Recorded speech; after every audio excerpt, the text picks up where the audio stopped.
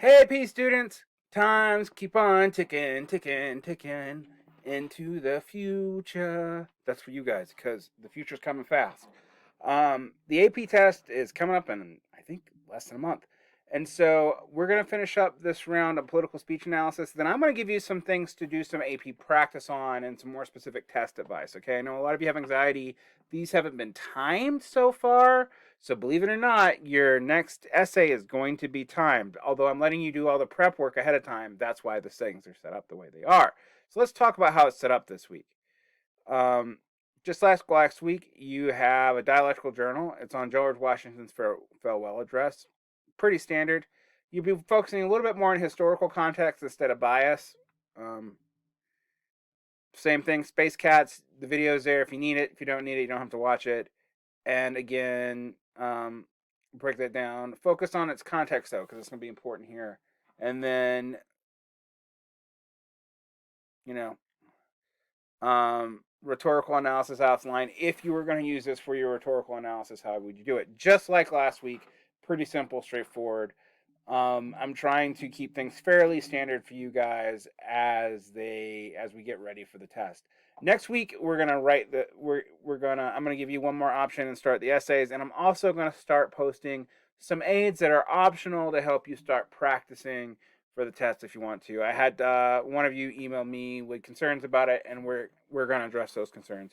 The AP Classroom stuff that we did is also supposed to prep you for the test, and that's made by the College Board itself, particularly the multiple choice part. That's the part that's actually kind of important for you because I can mimic the writing part on this, and I guess I could mimic the multiple choice, but really I haven't seen the new multiple choice test because they changed it last year and they didn't release the multiple choice test last year. They had a truncated test. So no one's taken the new multiple choice test yet. So I can't even really give you practice questions beyond what they give me. Um, but I will give you some resources created by people who are in the know to maybe help you prep for it. And so focus in on that, guys, okay? Try to keep up with things. You don't want to wait till the last minute because things are going to end a little earlier this term because of the pressures of graduation. And I hope all of you do take that seriously.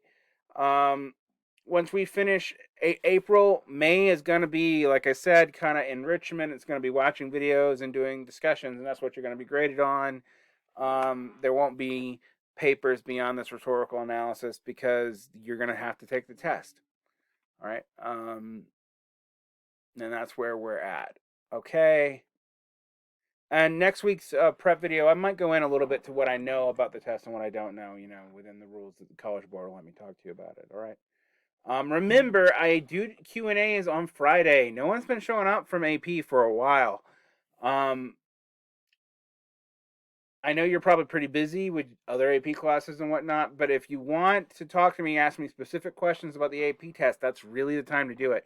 And it gets you out of doing the discussion questions. So, it can only benefit you. All right, take care.